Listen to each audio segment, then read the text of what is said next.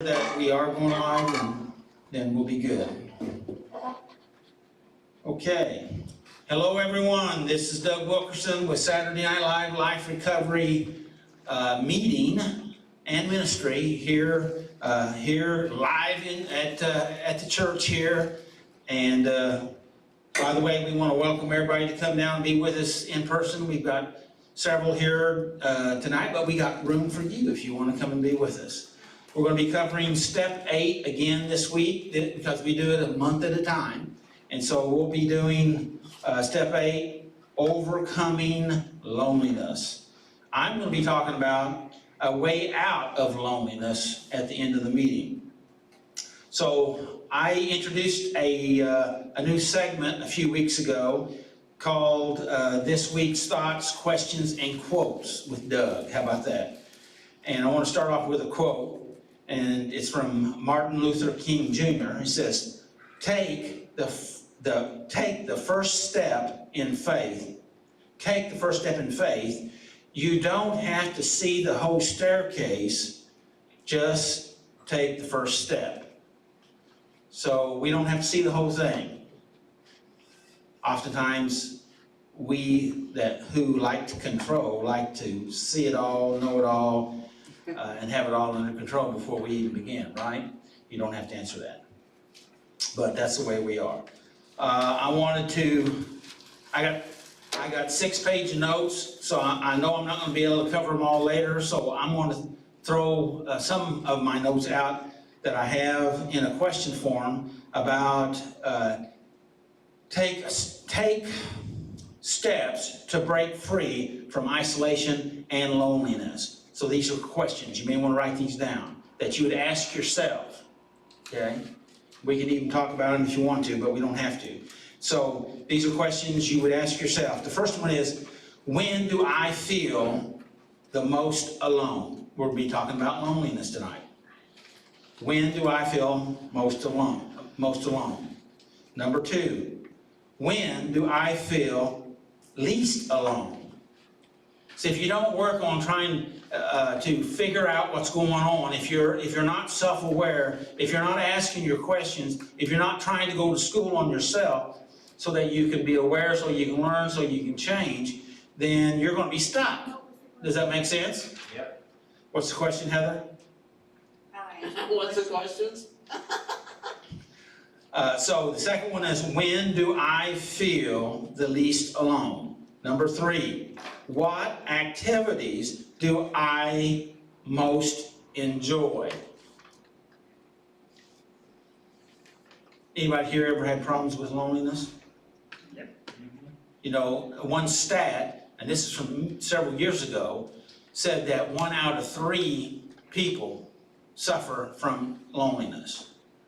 So we have several people in here, so count 1, 2, 3, and every 3rd person in the room suffers loneliness. Does that make sense? And maybe even more than that. In fact, through this last issue of the COVID issue, it's probably even worse. Would you agree with that? That's what I was going to talk about for my little. All right, I'll shut up on that. I'll shut up on that. We're all going to talk about the same thing tonight. Well, we're all talking about loneliness, so maybe it does lap over a little bit. So number 4, this is the 4th question. I only have 4 questions. Is there anyone I feel good spending time with? All right.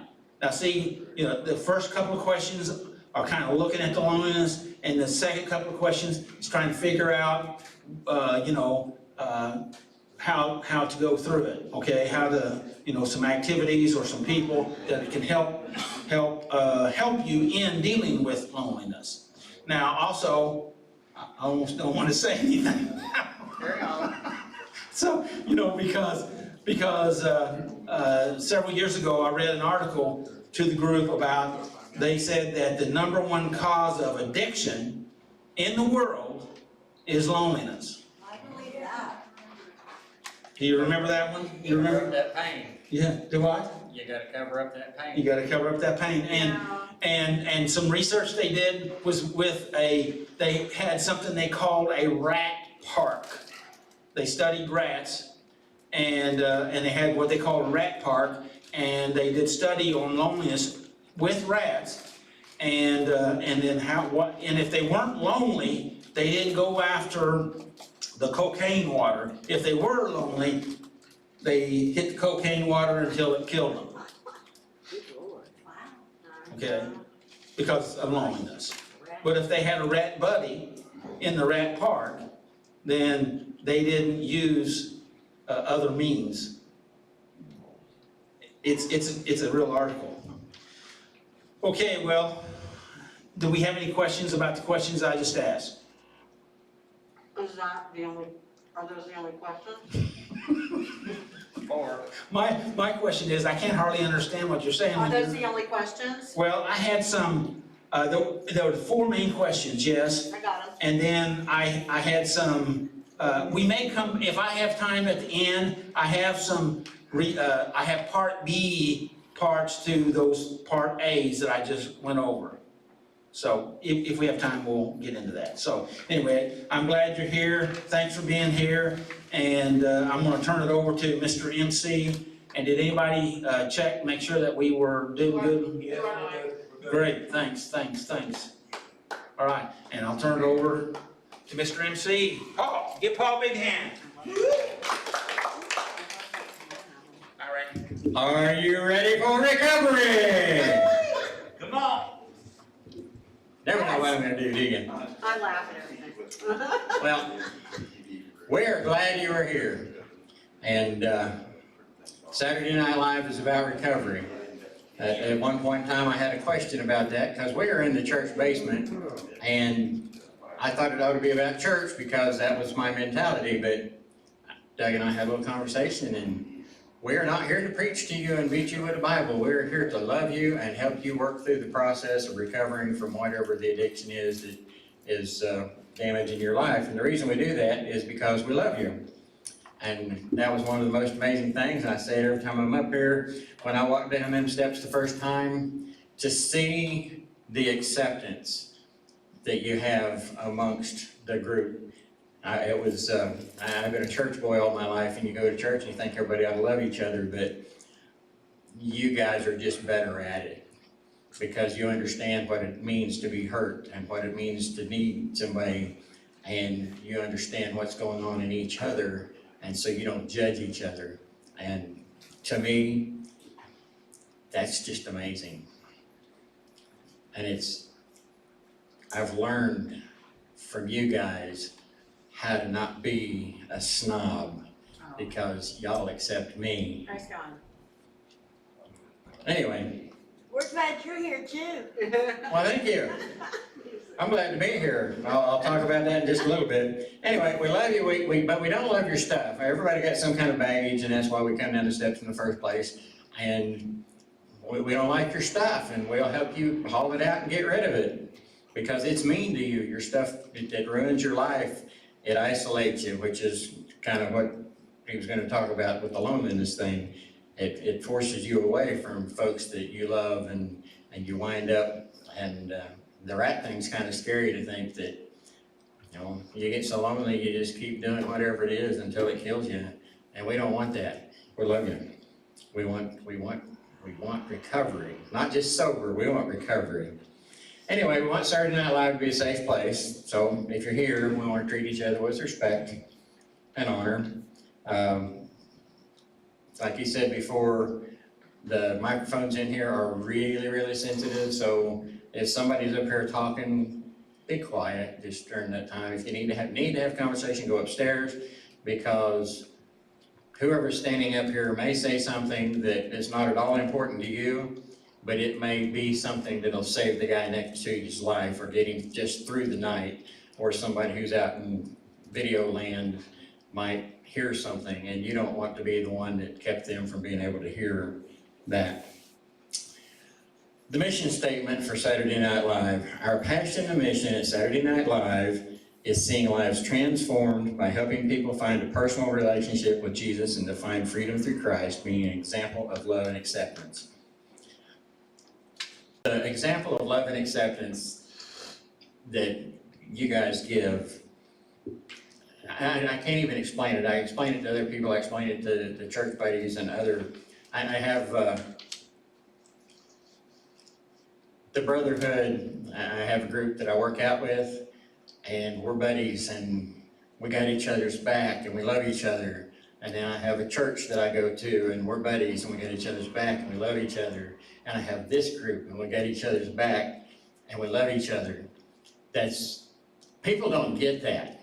I mean, a lot of people don't have that. And sometimes when we're sitting in here next to somebody, we're still isolated. But the love and acceptance, to be able to, anybody walks down those stairs, if we have a stranger come in tonight, and it doesn't matter whether he's clean, sober, drunk, or high, we're gonna love him. And that is something that you just can't teach. You have to show people. And we do a fantastic job here. You guys are wonderful. Anyway, Saturday Night Live is faith-based, but we're not here to preach and beat you with the Bible. Like I said, it's important that we're working toward recovery. We would love for you to understand what it is to know Jesus and to be saved and go to heaven, but we're not going to argue about that or push that, because we know that if we just love you, you might pick up on it. And even if you don't, you can have a better life recovered. I started to use the word sober, but if you can have a better life recovered if you don't know Jesus, but it's even better if you do. Anyway, we in the leadership appreciate that y'all trust us enough to let us serve you. So I'm going to go into the thought of isolation. Doug and I were both talking about our high school group, and apparently he didn't have a big bunch of friends, and so I said, so you were invisible too? Because I was pretty much invisible when I was in high school. I was a quiet kid. I was a really angry kid, and so I had isolated. But the question was, how do you? Never mind. I don't remember what question one was. I'll just tell you how it's worked out for me. For the last 3 weeks, I got to be in isolation because I had COVID, and that's just no fun when there's nobody around. But I found out accidentally that because I have the groups, the brotherhoods that I talked to you about, I had people that kept contact with me. I have a couple of men's meetings that I go to. I've built relationships with 2 or 3 groups of guys, and that was preparation for isolation, because I had a lot of people in my life that cared. I kept contact all the time while I was out for that time frame. So don't wait until you're sitting isolated. Build relationships now. Yes. If you're alone, he asked, how do you beat that? How do you not be alone? And I'm going to give a really quick example here. Willie, can you come on up? So right now, I'm up here talking to you, and I am by myself. And I don't know anybody, some of you do get up in front and talk, and you do. But it is one of the most terrifying things in the world to do public speaking. It's considered to be worse than spiders and snakes, and it's way high up on the list. But, here I am up here. Oh, I'm not alone anymore. Look at that. All I had to do is say, Willie, will you come help me? Willie, how well do you know me? Just really casual from here, right? We're not buds. We should be working on that, and we will work on that. I will make a point to work on that. But all I had to do is ask Willie to come up here, and now I'm not by myself anymore. I have a friend. You're my friend, right? Right. I'm everybody's friend. Well, you're my friend just because you walked in here, and that's all we have to be. Anyway, see how easy it is to not be alone? All you have to do is just contact somebody else, just reach out. Well, I got Willie up here. He's going to read the 12 steps tonight, so I'm going to go ahead and hand it over to Willie. Everybody give Willie a big hand. Thank you, Willie.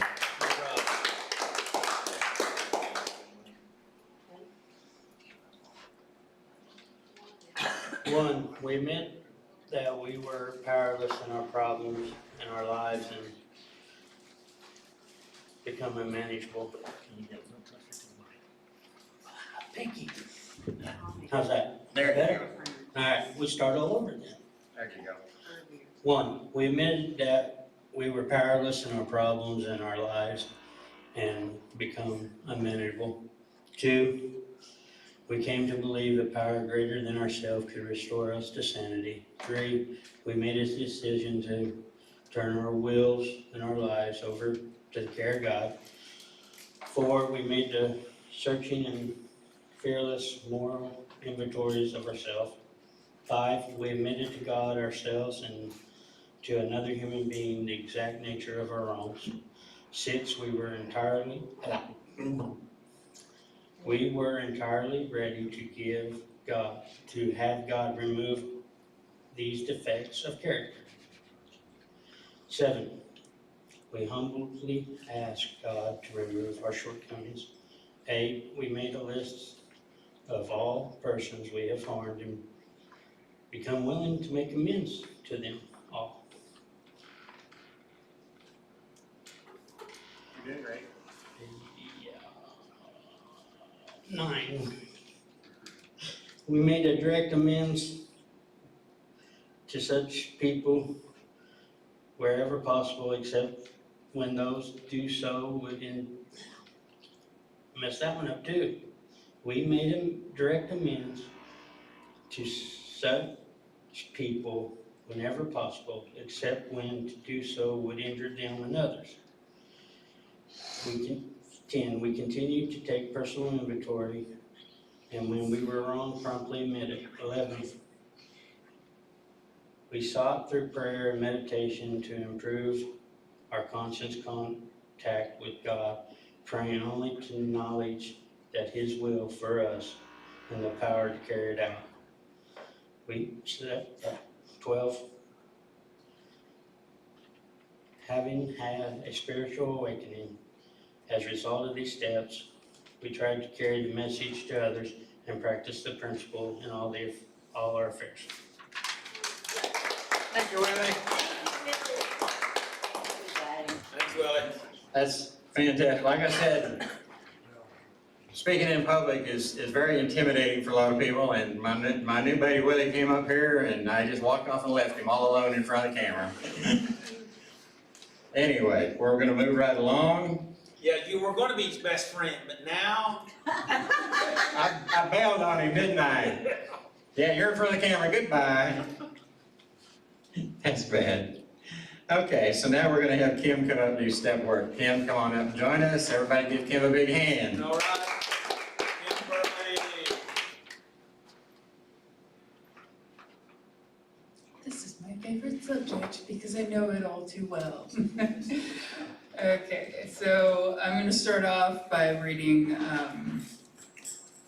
the step information out of the Recovery Bible. It's Ecclesiastes, am I pronouncing that right? Ecclesiastes. Ecclesiastes 4 and verses 9 through 12. Step 8, we made a list of all persons we had harmed and became willing to make amends to them all. Loneliness and isolation go along with guilt and shame we feel about who we are or what we have done. We may feel so cut off from others that we feel lonely even when we're around other people. Guilt, fear of being hurt, and self-hatred can make us unable to believe in the love others have for us. We can feel all alone in the struggle even when there are people beside us who want to help. Being willing to accept their love is part of the preparation for making amends. Wise King Solomon observed, 2 people are better off than one, for they can help each other succeed. If one person falls, the other can reach out and help. But someone who falls alone is in real trouble. Likewise, 2 people lying close together can keep each other warm, but how can one how can one be warm alone? A person standing alone can be attacked and defeated, but two can stand back to back and conquer. Three are even better, for a triple braided cord is not easily broken. Loneliness can break us and defeat us in the recovery process. When we prepare to make amends, we also need to prepare our heart to accept whatever love, support, or friendship is offered in return. These supportive relationships, along with God's supporting hand, will strengthen our life considerably. With our friends and God joining us to form a triple braided cord, we will not easily be broken or turn from the path to recovery. I'm just gonna jump into the questions out of the step guide. How have isolation due to shame and guilt? How have I allowed isolation due to shame and guilt to keep me from supportive relationships? Good question. It is a good question, very good question. Each time, it's like, I've step, I don't know how many times, anyways. You picked it. I know I did, because it was like, hey, like when things jump out at me, it's like, hey, you need to work on that, so.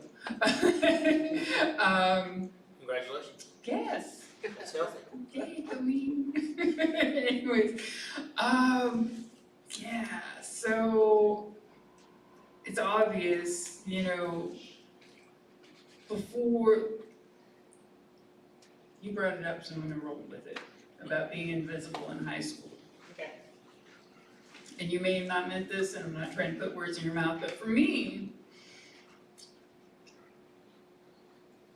before using, drinking, alcohol, all behaviors, shame was a big thing, big thing. Feelings of not being worthy, feelings of being inadequate, not being good enough, or like, pretty much I allow them to take control. Which led to me drinking, which numbed me out, which then in turn, an endless list of other behaviors and things that, 'cause that's what I knew. Whenever I stopped, decided, okay, I'm not gonna drink anymore, I'm gonna do drugs. Then came the emotions aren't bad, but what I was doing with it, my anger got stupid out of control. And, you know, it's easy to isolate. Yep. It's comfortable. Yep. Not advocating it by any means whatsoever at all. That's what I knew. And that alone, like, kept me from making those connections. And guilt too. I kind of feel like, sorry if I'm going off a little here, but I feel like guilt sometimes, like, it depends how you look at it, but it can be a bad thing, but it also can be a good thing if you don't let it run you. Because it's like, oh, I screwed up. Yeah, it's gonna pull you back on track. Yeah, anyways, but like sorry that I overanalyze things, but you know, there's also the guilt where it's like, That's what you get paid for here. I get paid, awesome. But I mean, like those feelings, like for me, you know, not feeling good enough or worthy or that I fit in, those kept me from having those relationships that I needed. And it's uncomfortable to like ask for help or be like, hey, you know, call somebody up and be like, hey, I really need to talk. Do you have a minute? You know, scary, because it's like something, it's new, but it's definitely worth it. And two, what is the role of shame and guilt in my isolation? What was the question? The second question is, what is the role of shame and guilt in my isolation? They're pretty much like what keeps me there. Or keeps me isolating, you should say.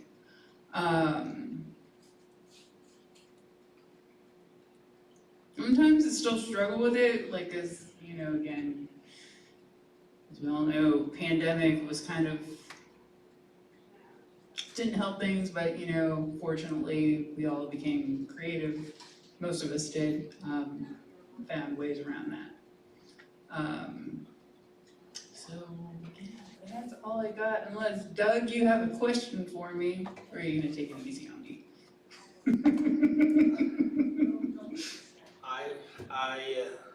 I think I'll take it easy on you. If you will re-enlist on another step. Sometime, just not sure yet. Okay. Thank you, Cam. Everybody give Cam a big hand. As she was talking there, I had a thought. Invisible is a lie. Yep. Conversation with Doug a while ago, he was talking about not being very popular, but they voted him the homecoming king for football because he was the captain. But he thought he was invisible. You weren't invisible. Everybody else saw you. And the fact is, I thought I was invisible, but everybody else sees you. I probably, in the recovery group down here, every one of us has felt invisible at some time, even sitting in a crowd like this. It's like I'm here, but nobody sees me, nobody understands me. And that voice is coming from the devil. I mean, we believe in Jesus, but we have the opposition to the devil, and he wants to take you down, and he will tell you, you're invisible. And he will trick you into isolating. You know who isolates you? Yourself, most of the time. We put up walls so that somebody can't hurt us, and just keep them at arm's distance. We don't let relationships happen, and if we don't let a relationship happen, then we're isolated, and we think nobody likes us, but it's because we've pushed them away. And it's scary, like I said, if you're gonna make a call, hey, I need help, can I talk to you? But when you do that, and it works, and it does work when you call somebody, and you get to have a visit when you're on the edge of a collapse or a crash, and you can have somebody come and talk to you, it will pull you off the edge. It may not make life perfect forever, but it's a really bold step just to say, hey you, I need a hand. Or like with just come stand next to me and I'm not alone anymore. A lot of times it doesn't even have to have a word. Just let me know I'm not alone anymore. Amen. And anyway, we're gonna move along now again. Reflection. Tommy's gonna do for reflection for us. Tommy, come on in. Everybody give Tommy a big hand. So scapegoats, right? Yes. You bet. You wouldn't get that, Paul. No. How many times I've done that? He asked me about one of the other things because he always studies a different one than Mom. Okay, so overcoming loneliness. Hi, everybody. I'm gonna read the scripture, Ecclesiastes, chapter 4, verse 9. Two are better than one because they have a good return for their labor.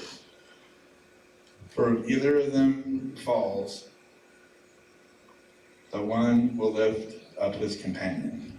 But woe to the one who falls when there is not another to lift him up. Furthermore, if two lie down together, they keep warm. But how can one be warm alone? And if one can overpower him who is alone, two can resist him. The cord of 3 strands is not quickly torn apart. So I was thinking, I don't go to bed with nobody. I mean, nobody's like, I don't have a spouse or nothing. So I thought, for those of us without a spouse, just going to bed at night knowing that we have friendships and social ties in our community warms us, knowing we're not caught up in the selfishness of a miserable or miser. Then I got Colossians 2:2, that their hearts may be encouraged, having been knit together in love, and that they would attain to all the wealth that comes from the full assurance of understanding, resulting in the true knowledge of God's mystery, that is Christ Himself. With this new normal, life has changed in how I had become extremely shut in from the world around me. Being a person that enjoys engaging with others, and now having been through a stay-at-home order in the beginning of this pandemic, it kind of became a normal routine to not do much outside, just to stay home. I found things to do like various hobbies.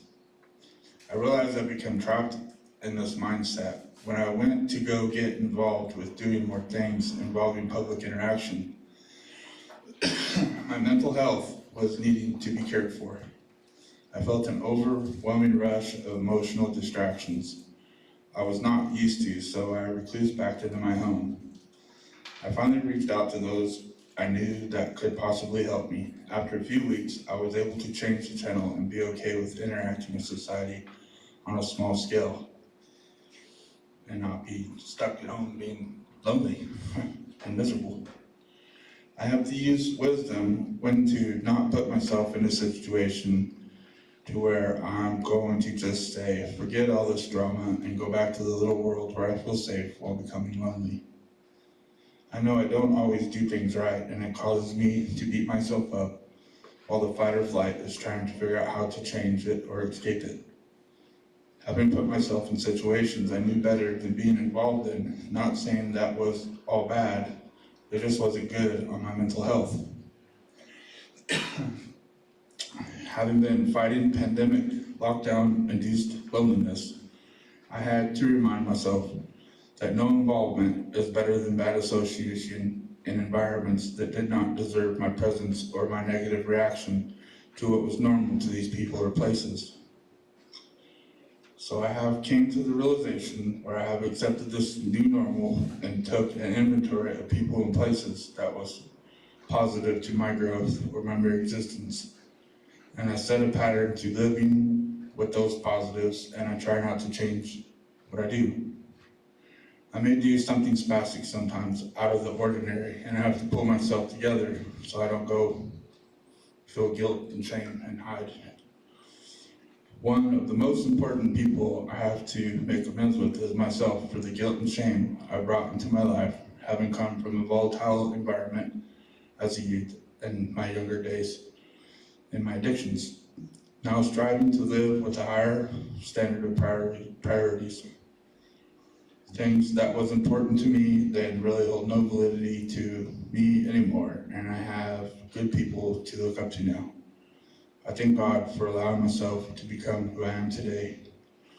Thank you, Jesus, for allowing me to come to an understanding that I can right my wrongs with others and move forward with or without them in my life, knowing that in the future I will learn not to bring harm or stress to others in ways I have in my days of addiction and growing up. Hoping that my family, friends, and enemies accept my apology and give me a clean slate, just like my Father in heaven has done.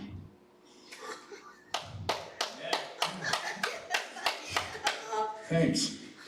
hold on, reading. I was like, does this even have anything to do with this? Hallelujah. I guess so. I don't know. It's good stuff. Thank you. Yeah.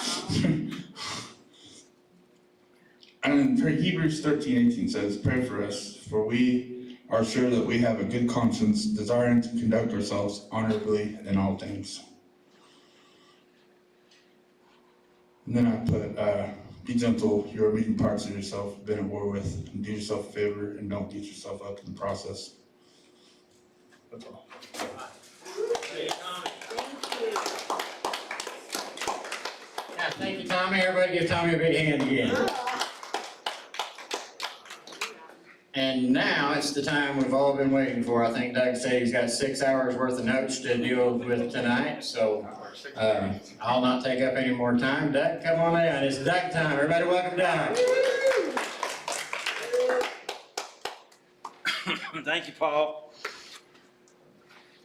Is it all right with you guys if I sit up here? I've been sitting up here the last few weeks, and so, is that good? Is that right there? Well, we could do that. No, you go to the microphone. Yeah. So, anyway, thanks, everybody. Thank you, Ken, thank you, Tommy, thank you, Paul, and Willie. Thank you, Willie.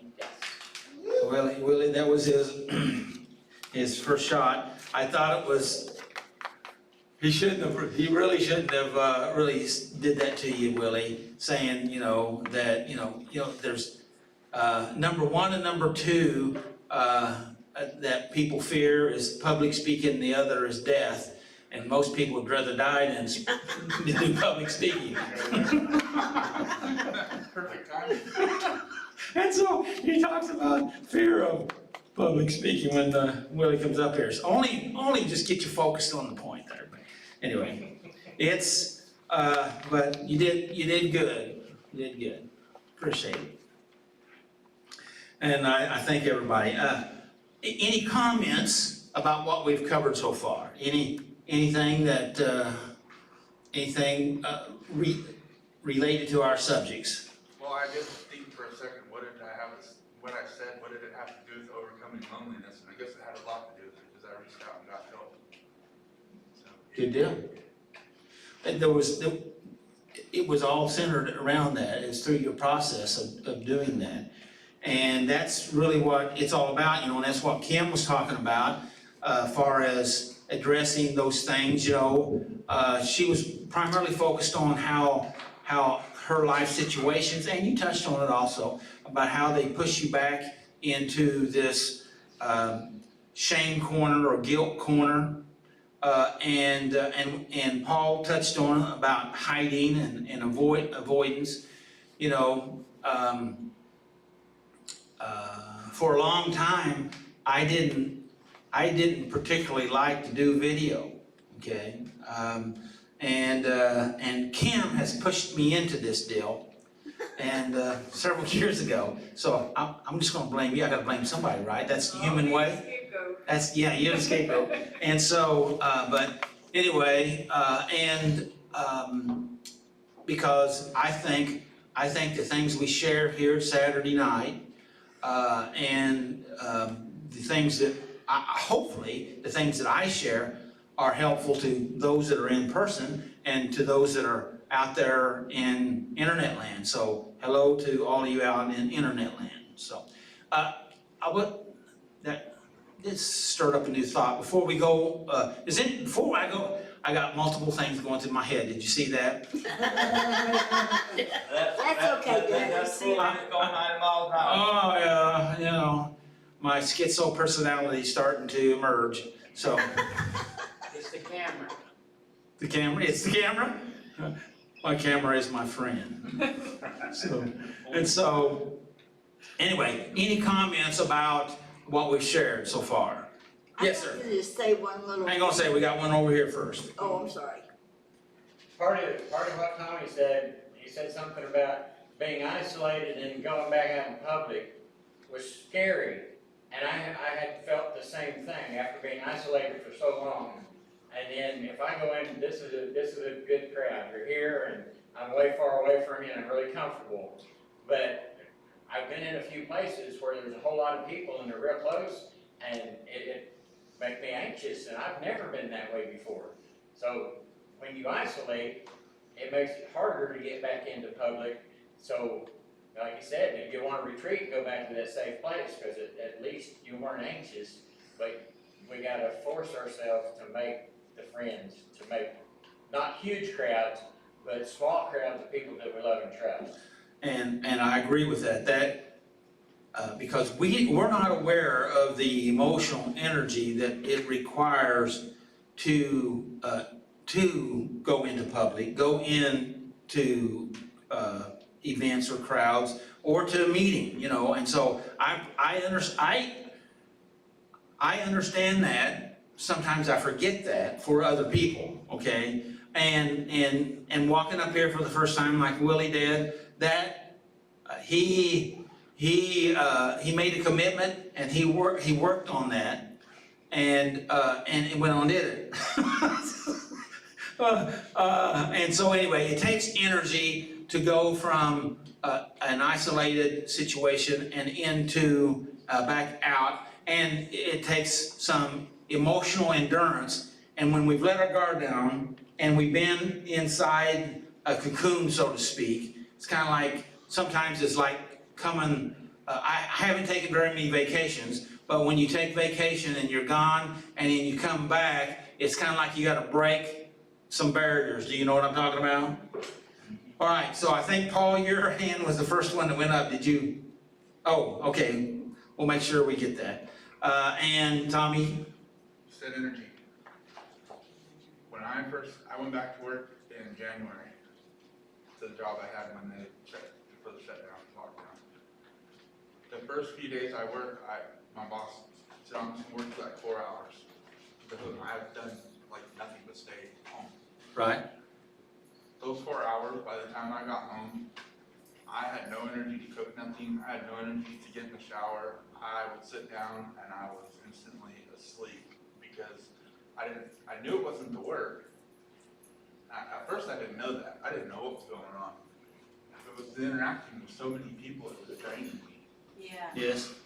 Because connection with people, there is an exchange of energy, and it does affect us. Now, oftentimes we get energy back, There was okay? a lot of negative energy. Yeah, in those situations, it's draining, okay?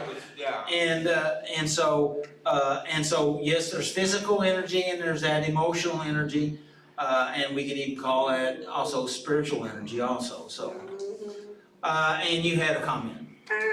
Like Paul interjected what he said about getting back out there, but when he was alone, he said he had wisdom to not basically let it take him out, to hang out with people that he knew better, you know, where he had came from, that he had grown so far, you know, that he was basically, No, I actually did, but I knew once I got there that this I is needed my to leave. interpretation. Oh. Okay? Alright, go But ahead. like, this is what I got out of it, that Oh, basically he's okay being alone yeah. until he can get back out with the people that he knows are good for him and to push through it. And you just said the key word, the endurance to get through all the different negative emotions and not to live in them, but to get past the loneliness, the anger, the pride, the rejection, and the fear. You know, and I want to interject something. oh, go ahead, I have a little bit more. Go ahead. But like what you were just saying, the draining and at work, I can totally relate. There's certain things that are spiritual that do happen and they're draining, and you can feel it when a person just has that spiritual negativity that you just want to run, but sometimes you can't, and you finally I just had to tell that customer at work, go sit down. You know, because it was totally negative in a spiritual way. But, like, it's cool that we recognize that now and that we're able And to deal with it. in our earlier days, we just either fought it, denied it, pushed it, or numbed it, you know. Yeah, or And just so- played into it, you know? Yeah. And That kept was training ourselves. That was the fighting, or participating, I guess would be the other. Yeah. I want to say, for clarification, that there is a place that we need to have healthy solitude Yes. versus isolation. Okay, solitude is something where you're at peace with yourself, you're good with yourself, and that you do self-reflection. In fact, that's one of the ways to help eliminate loneliness, to be okay with yourself, where you're able to spend time with yourself and reflect with yourself. Because if you're always always in the midst of people, then you're always you're expending yourself, you're expending energy. So there has to be time of recouping. And solitude, healthy solitude, is very important. Okay? So, Deborah. You talk about loneliness. When you've been alone most of your life, you tend to be your own best friend. And you should be, and you need to be. Yeah. That's what I was gonna say. And Over this last year, I've learned to be, like, I've had a lot of arguments with myself about stuff, but then I realized it's kind of one-sided to argue just with yourself, because there's no really debate there, and I was like, well, I guess I'm right, because I'm arguing with myself. You know? And you know, this mental self-talk is one of the things I wanted to touch on tonight, is about, and it's that we need to address what we're thinking, and that we're not condemning, damning, hating ourselves, that we are addressing those issues in our mind, which one guy calls it, we need to deal with the ants in our life, that's in our brain, ants in our brain, automatic negative thoughts, okay? Automatic thoughts, automatic negative thoughts, anyway, they're, that we need to deal with those so that we can turn our thinking around, because we're either our best friend, like Tommy was saying, or we're our worst enemy. So, and we skipped over a while ago. Donna, you had something you wanted to say? And I'm Yeah. sorry I took so long to get back to you. That's okay. No, I agree so much with what Paul had to say. Good? I'll start isolating sometimes. He's gonna get a big head that you said that. I just want you to know. I'll isolate and not even realize what I'm doing. Uh-huh. But when I counsel, or Doug counsels me and Heather, and when I told you tonight that I was afraid to leave the house, I wasn't kidding. I really am. Well, we're glad you're here tonight. Me too. All right, Paul reminded me that it was something that we failed to do, and we have a ban for 5 years, and David has 5 years, and we want to give David a big hand and give him a ban for 5 years. He's been working on that 5-year ban for at least 5 years, right? And so, and he was telling me earlier, he said, nobody believed I could make it, and I have. And so, the only thing he regrets is that he didn't take the bets that everybody were wanting to bet against him, and he'd have way more money now, so. Anyway, congratulations, David. Yes. Is there anybody else that needs a armband? We haven't been doing that, but we can reinstitute that. Anybody needs a armband, okay, for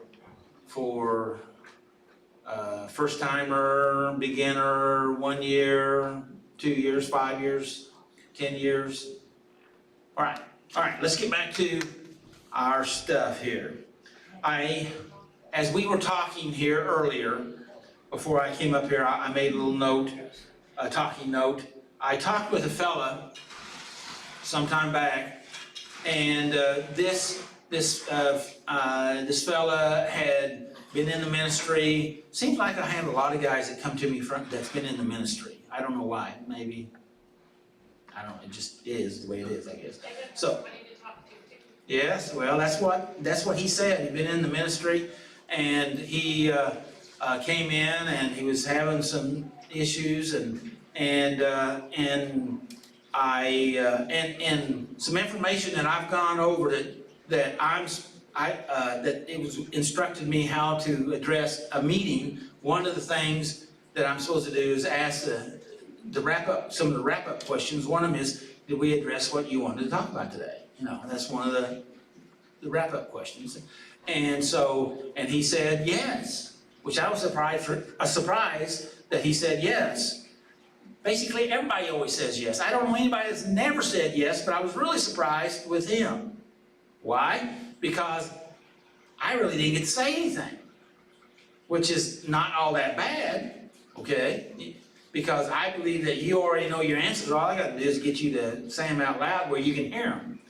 And sometimes help you to recognize it. And so, but he said, really what I needed was somebody to listen to me and that was willing to be supportive. And I don't know, I thought that was very interesting. I know I've had other people said that, but coming from a guy that's had decades of ministry experience, and I thought that was interesting. So, and some of, not directly, but indirectly, we, even people in ministry, have that issue of loneliness. And I think that statement kind of ties in a little bit, is because he needed somebody to listen to him. So, Paul, you had something you want to say? That's very common, and I've heard that before too. We tend to put the pastors up and ministers up on a pedestal, and we don't want to be around them because we don't want to be looked at by them, and so they don't have friends. And they tend to not have good relationship because everybody's afraid to build a relationship because they don't want to be compared. Yes, that could be true. And it could They be, have the same problems, or they have the same problems like we do. They're human. they do. They, because we're all humans, right? We're all flawed. We all got stuff. And so, step 8 is we made a list of all the people we had harmed and became willing to make amends to them all. And this step 8 is not about making amends. This is about allowing ourselves to come to the place that we're willing. We talked about that in length last week. The willingness to go ahead and be willing to make that amends, be willing to go down that thought highway, so to speak, and to invest ourselves in looking at, because oftentimes one of the big things about step 4, people don't want to look at the stuff, okay? Because they've hidden it all their life and now they don't want to look at it. They don't want to look at the good or the bad. They're afraid to look at the good because they're afraid they'll see some bad. And so, but we can't get better if we deny reality. And so, looking at it is the first step to the healing process.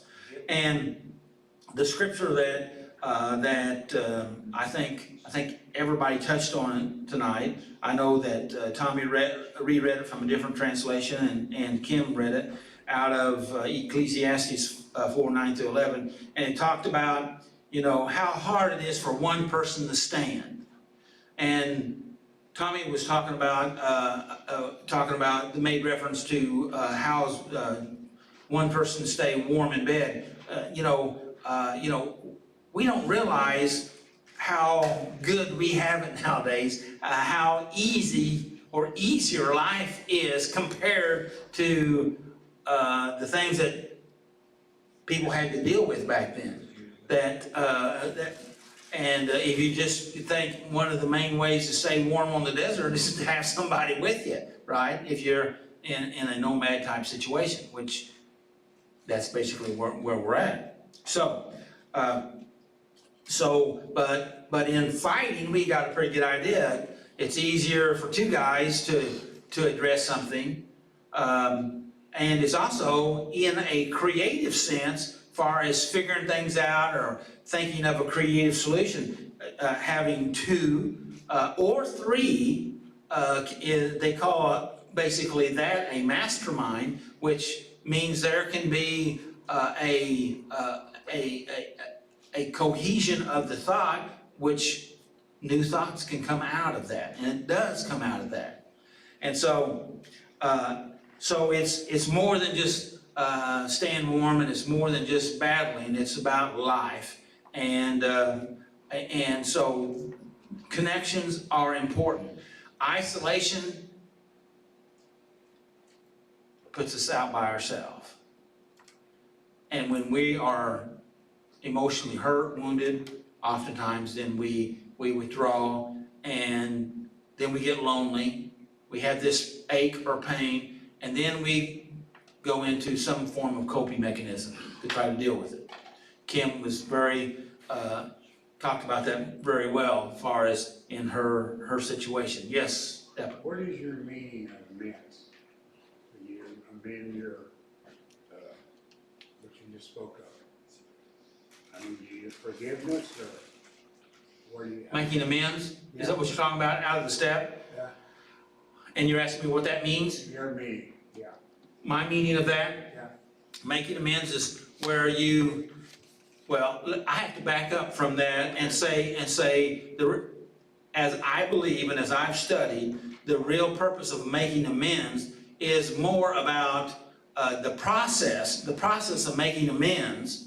We've not even talked about that yet, but the process of doing that is really about dealing with ourselves. Just like I said here in step 8 about becoming, or I became willing, all right? And that means I changed my own heart, my own attitude, my own actions. I dealt with my own fear, my own anger, my own hatred, my own hurt, my own woundedness, or the abuse that had been done to me, or that I also had done to others. Because oftentimes when we've been abused, we abuse in one way or another, whether it may be physical, or it may be verbal, or it may be emotional, psychological, or my favorite form of abuse is passive-aggressive abuse. Passive-aggressive is, I had a college professor explain passive-aggressive to me, and I thought it was really neat, so I'll pass it along. And he said, passive-aggressive is when you're mad at somebody, but you don't deal with them directly, but you wait until it's dark, and at night you go out and scratch their car. And then say, what happened? Your car, oh man, your car got scratched. That was his extreme definition of passive-aggressive behavior. And so when we change our heart, when we get better, we start healing the brokenness in ourselves. And what stimulated a lot of that healing is because I'm trying to get myself ready to be able to make amends. And amends is fixing or repairing or correcting the wrong that I have done to others. Now, the reality, it's not about fixing their issues, because you can't fix their problems, okay? You assist by trying, okay? If you, the writers of the Life Recovery Bible said that one of Dr. Steve Otterburn said that he had to make an amends to somebody because he stole $1,000 when he was younger, and when he got ready to make the amends, he paid it back with interest, and he paid $5,000 or $6,000. And that was not about trying to get necessarily to fix that issue with that other person, but it was really about fixing the issue in him. And in the process, it also, it was a good thing for them too. But it's not about always trying to restore, because I always have people say, well, what about the people that are dead or that are gone, or I have a restraining order on me, or you've never heard that one? I got a restraining order, so I can't. But and so you even in the literature talks about making an indirect amends, okay, and that means you do good to other people. Hello, I'm glad you're here. And so that's, did I answer your question? Yeah, All right, did I probably said too much, right? very good. No, you Okay. did fine. Yes. this is funny to me, or it's not funny, it's God, that you guys started talking about that, because like, I'm just a little over a year clean since my last relapse. Anyways, that'll be the last one, I promise you that. But I hadn't seen anybody in a year. Nobody from my past that I knew, or blah, blah, blah, and boom, here come all these different people that I'm running into.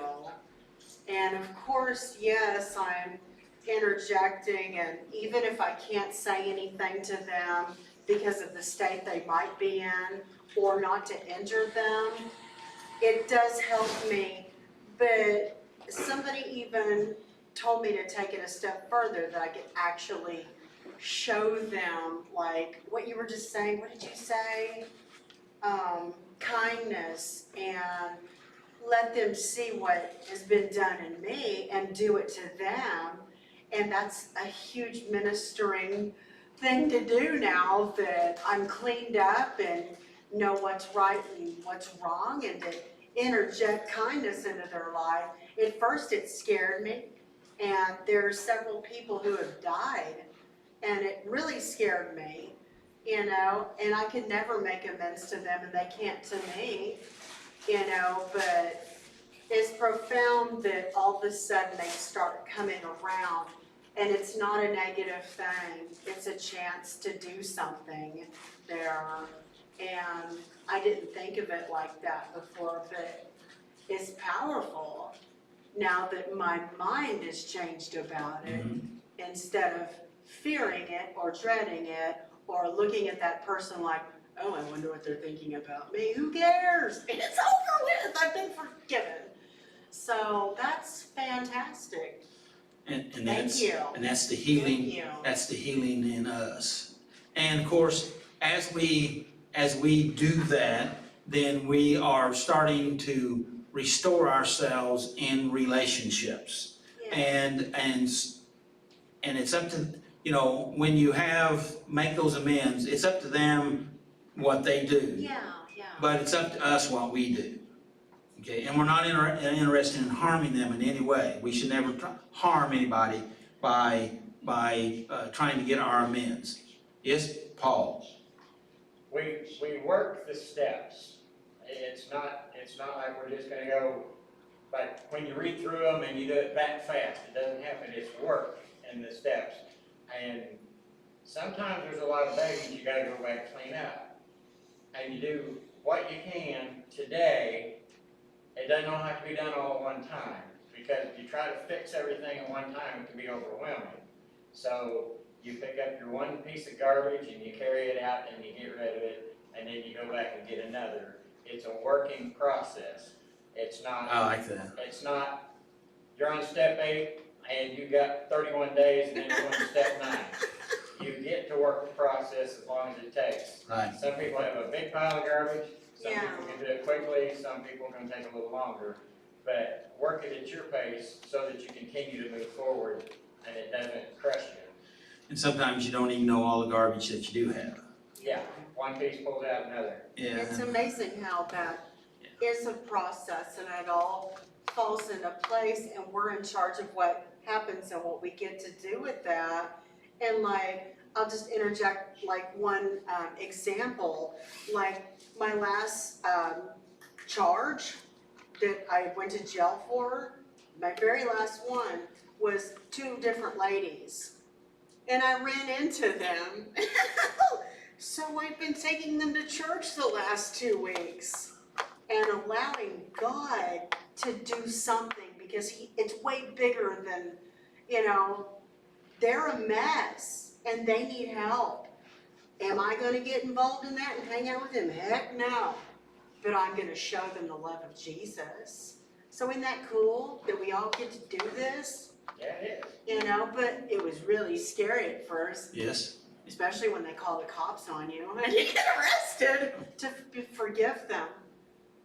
I could never do that, you know? But that's so peaceful. Yeah.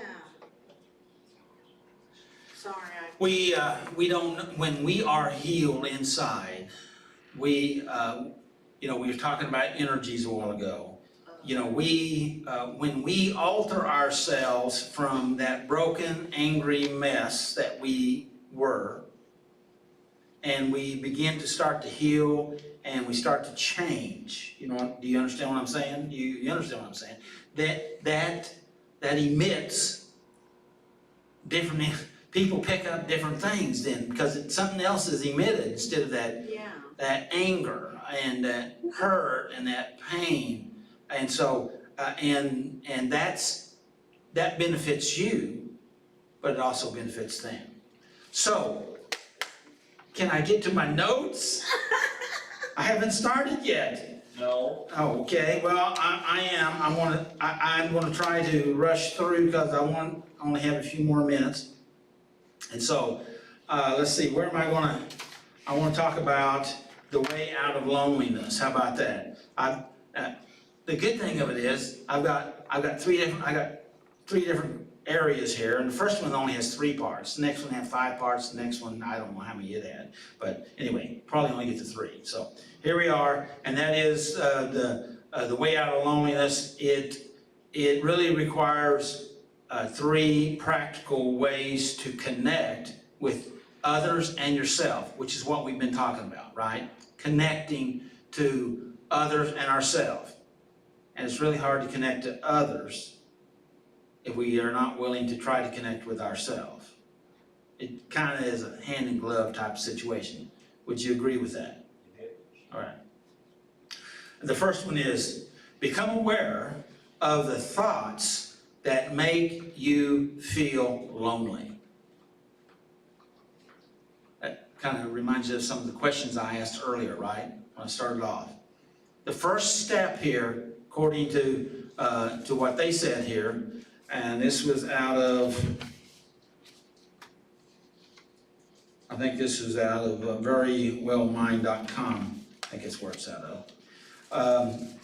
The first practice is to become aware of the thoughts that you have. Now, we all have experienced some loneliness, and loneliness is a normal feeling that all of us would have sometime. But if you get stuck in that place, that becomes chronic, then actually there's other research that says that it can actually cause physical and mental, emotional illness, right? It'll cause diabetes, heart issues, can't remember what else they said, several different things that loneliness can do. So if you think about being lonely, that is a form of stress. Would you agree with that? Yep. And stress, you know that stress can affect your body and your mind and your emotions. And so we need to have connections with other people to be healthy, right?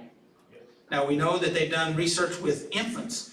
Infants, if they are not held and loved and nurtured in the early days of life, they will literally die.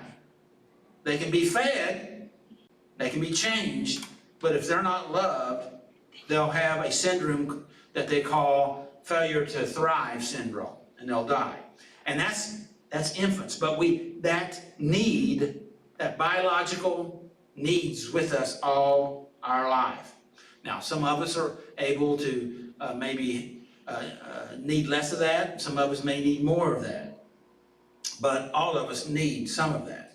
There are also adults diagnosed with failure to thrive. I would imagine so. Especially when they age and the progression goes on and they're stuck in a nursing home and nobody comes around. A lot of them are often diagnosed with failure to thrive. I hadn't heard that, but I can imagine that. Yep. I can imagine that. And so what we have to do is we need to be aware of our thoughts, because if we're thinking that we are dumb, or if we're worthless, or I compare myself to somebody else, maybe on Facebook or in life, you know, and that I don't measure up, so I diminish myself because of somebody else's touched up picture or whatever, you know, or touched up life, you know what I mean?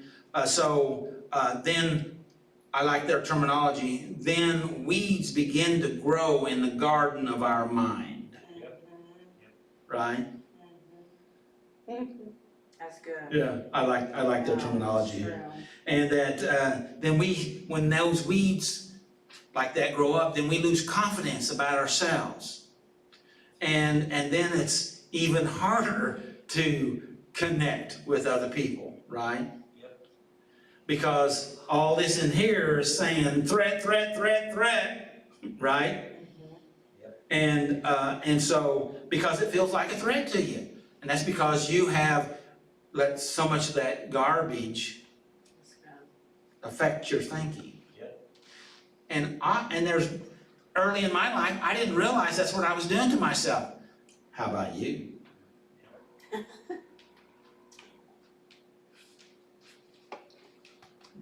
I was just letting that soak in for a second.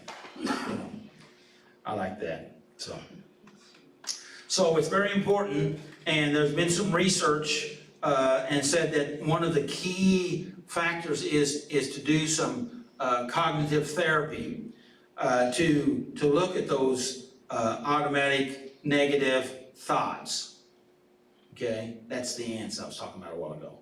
And so we look at, we find those ants that's crawling around in our head, and we deal with them.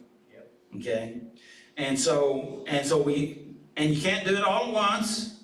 Okay, but you just need to try to begin, and you need to think about what you're thinking about, and you need to ask yourself, hey, is that thought in my best interest, or is that trying to kill me? Right? Just look at that and see. And doing that will begin to help you to figure out why you're so lonely. Because you could very well be creating your own loneliness. Yep. Right? Because you can be in a crowd of people That'd be lovely. and be lonely. Yeah. Right? Okay, number 2. Foster significance and meaningful relationships, okay? And a lot of people say, well, I don't know how to do that. And well, you have to begin someplace. And it's not in this literature, but it was in some other information that I looked at.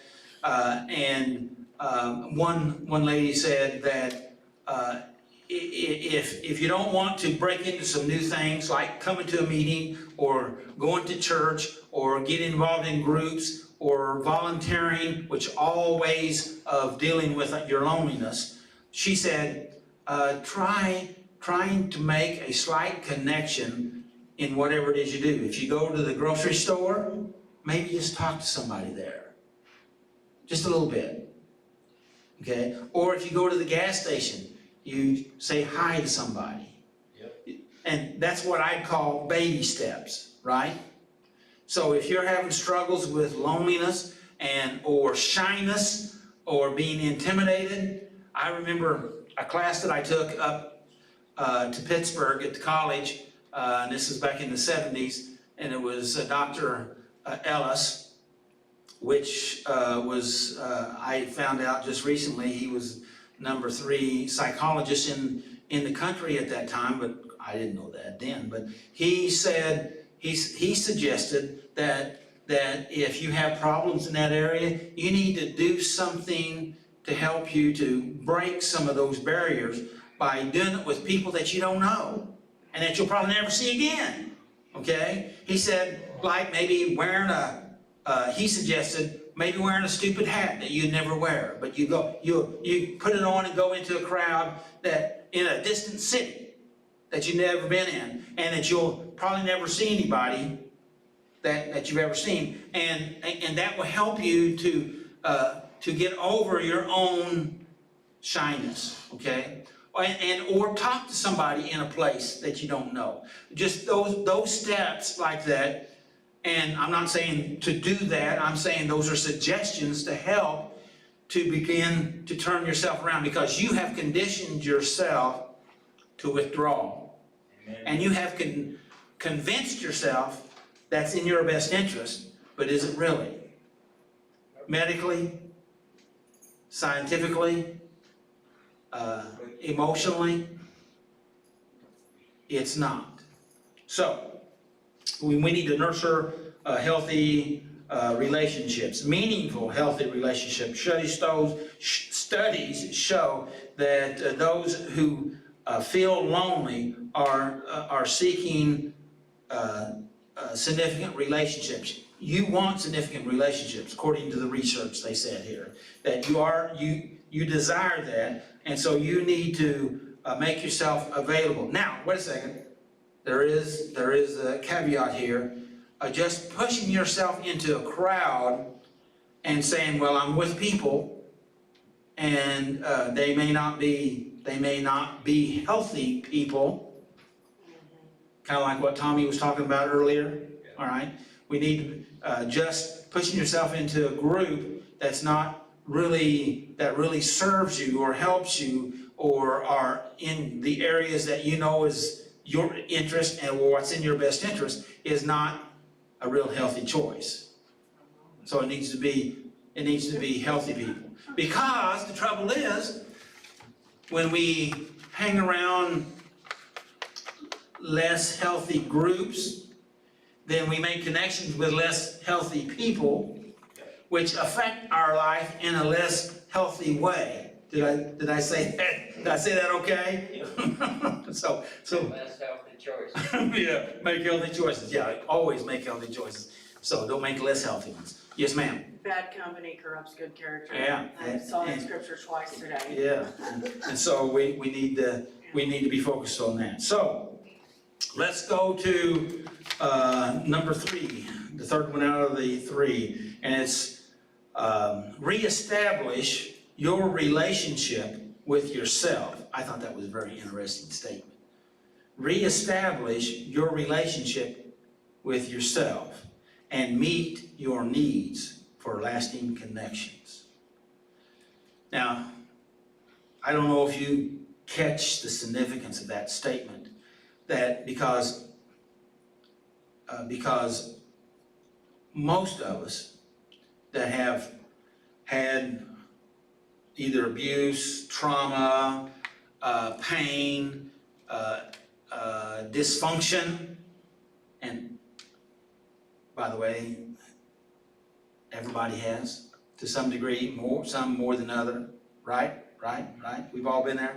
And so oftentimes, particularly it starts in childhood, that we figure, well, whatever the problem is, it's my fault, and so we feel shame, we feel guilt, we take on responsibility for other people's problems, and we try to correct those by making choices that usually ends up with creating more pain in our life. Correct. And so what we end up doing is disconnecting or disassociating from ourselves.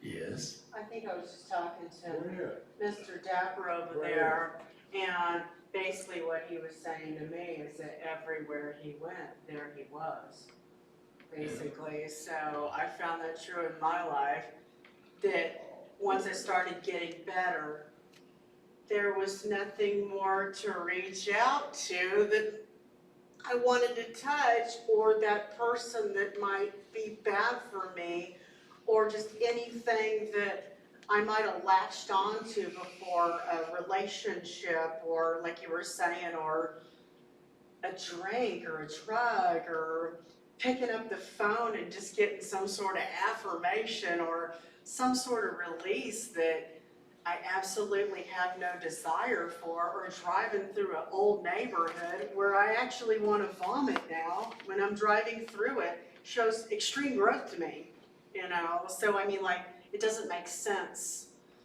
to do anything like that, or to get caught up in loneliness or any sort of negative thing, because it had so much power over me that I have power inside of me to overcome that, you know, and I don't want to lose that ever.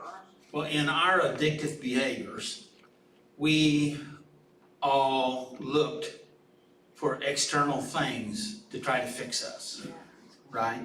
We look for external powers or relationships to fill our, or to fix our, or to numb our stuff, right? And so the issue here is that the healing is not out there, it's in here. It's that healing power that God has put in us, and that He wants to work in us to help to heal us. And this statement about reestablishing your relationships with yourself is so important, okay? But if you've never done it, it's so elusive. It's hard, but it's something that is a journey that we all need to work on and learn, and I'm working on it. I'm trying to learn it also, okay? I've only been working on it for, 40 years, okay? Or more. Do what? How's it working for you? I'm better than I used to be, but I'm not as good as I'm hopefully going to be, Reminds okay? me of the song, "He's still working on me, to make me what I ought to be." Yes, and I always say, because of my wife, Linda, and Jesus, I am what I am today, okay? And so, they've been working on me about the same length of time, so. Thank you for that. So anyway, so we need to deal with ourselves. And when we begin to clear this, we do have to keep taking out the trash. And I liked what Paul said a while ago, but the thing of it is, we have to keep taking it out, okay? And the neat thing of it is, we don't see all the trash at once, okay? I got some guys that work for me, and I say, when you go into a property, pick up all the trash in the yard. Well, they say they picked it up, and they picked up what they saw, but the trouble is, they didn't see it all, right? I walk in and I see more of it. And I can stand there, and because, see, the first thing that catches your eye is the big things that catch your eye. You don't see the thing right beside it that you need to pick up too, unless you consciously work on seeing it. You understand what I'm talking about? And right now, our attention goes to certain stuff that we need to clean up because we know we need to do that. Don't feel bad that you didn't realize some of the other stuff, because when you go through the second pass, you'll see the second stuff. Does that make sense? Yes. And when you do the third pass, you'll see the third stuff. And so forth and so on and so on and so on. Progress in the book every year. Yeah, we do it. I get stuff every year, and that's the reason why the STEP study is so important. So important. You're gonna have to make it quick because we're about to run out of time. Like what you said, you saw it, but they didn't. It's great that we have each other. Yeah. So if I can't see that, Paul might be able to tell me, hey, listen, you might wanna, he's gonna have the boldness and enough courage to help his sister out, to let her know that, hey, you might wanna take care of that, or you know what I'm saying, like, Yeah, but we wanna make sure that we're careful that. and not hurt my feelings, when that you- have, Yeah, tell you me can't the be truth. judgmental, you can't be No, harsh, and you yeah. can only do that with relationship. yeah, like, people get so offended, wouldn't it be great if you could just talk to a person like normal without the scars and the everything? But that's not, having that wisdom to not do that Yeah. to another human being that might be early in their recovery, Yeah. or, Yeah. I just Yeah, thought you that was gotta be great. careful, gotta be Yeah. careful. And so, because everything's a process, Did I say everything's a process? Yeah. Everything's a process, so don't beat yourself up on what you haven't done or you're not able to do. Rejoice on what you have done, Amen. okay? What you have done, that's big, all right? Stamp out those ants, those negative thoughts, those critical thoughts, okay? and walk in that freedom. I'm gonna hit 5 things real quick. I'm just gonna list them here. It says 5 tips on how to fight loneliness and depression. It says talk with a loved one. Talk with a loved one. Number 2, look for local community, a local community, somebody you can plug into that can help you and begin that process. Volunteer, one of the suggestions was that you would volunteer in different places, organizations, nonprofits. And animals can be lonely too, and then maybe get an animal to help you. But also volunteer in a shelter where they keep animals. My wife says that she can't do that because she didn't want to take all the animals home, which is true. Me too. She used to volunteer at a cerebral palsy unit many years ago, and she did bring some of them home. And so, but for only for a weekend. But anyway, but that's many years ago. They're probably a lot more stringent nowadays. So, volunteer, a companionship, getting that companionship, that connection. That was where the dog stuff come in, or animal.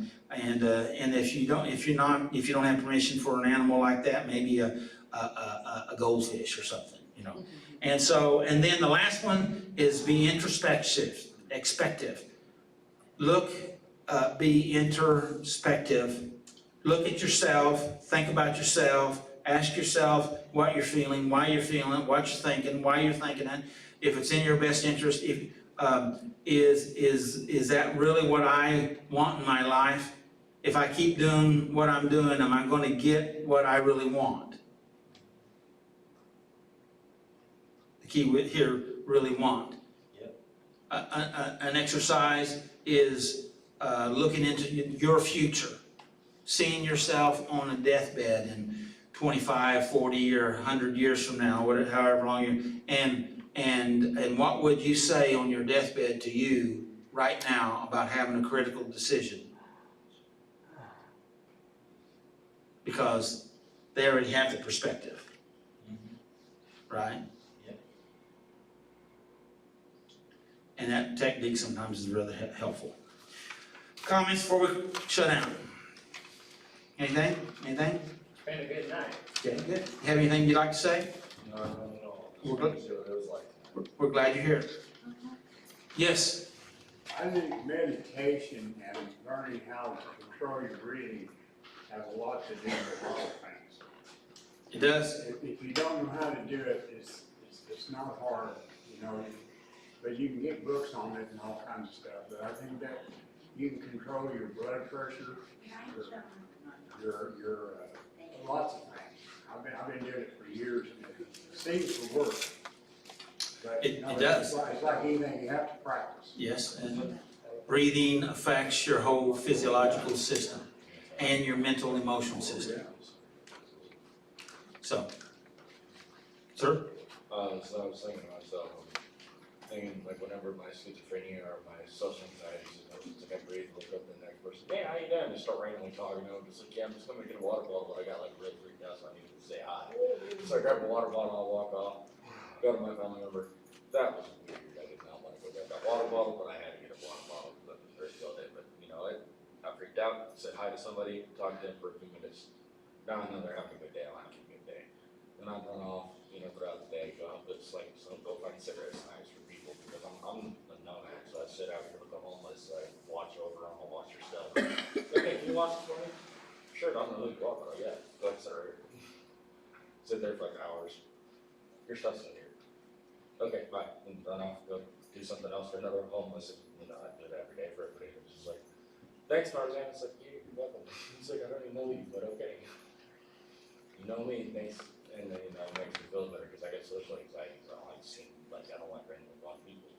But I can't, sit on the fence court all day or sit under a cave and hide away from people. Right. I gotta come out and say hi, because then I won't have food, then I won't have water, I won't have cigarettes. I'm gonna start going crazy, because I'll sit here, because I'm schizophrenic, and I'll be like, yeah, you guys are getting crazy, I gotta go find somebody who's real and not you guys in my head. So I start doing that all day. ended up meeting so many random people, I ended up getting a job offer at a bar. But, I really don't drink, I mean, I'm like 22.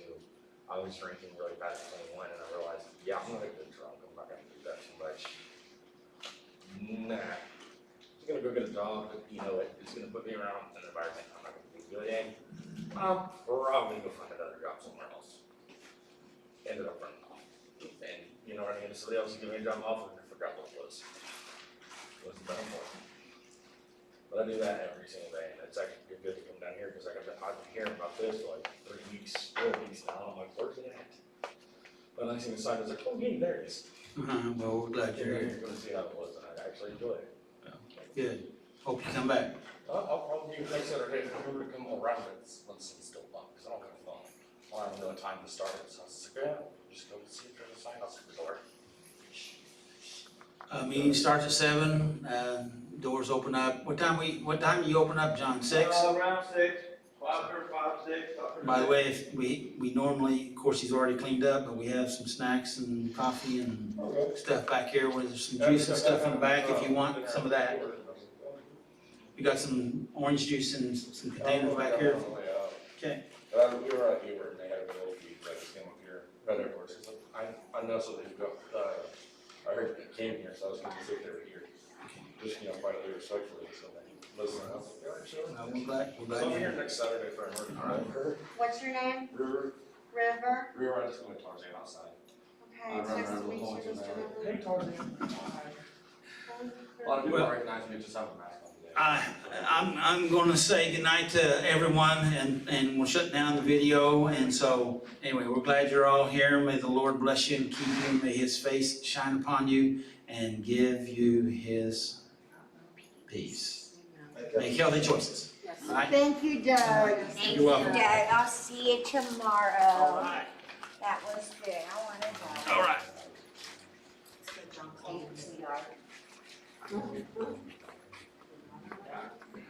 Doug, before you get into that, Doug, let me give you a hug. I actually run around this whole neighborhood all the time. But I haven't found anybody else. I recently just got a haircut, so a lot of people don't recognize me. I've been doing it for like 4 years. I come in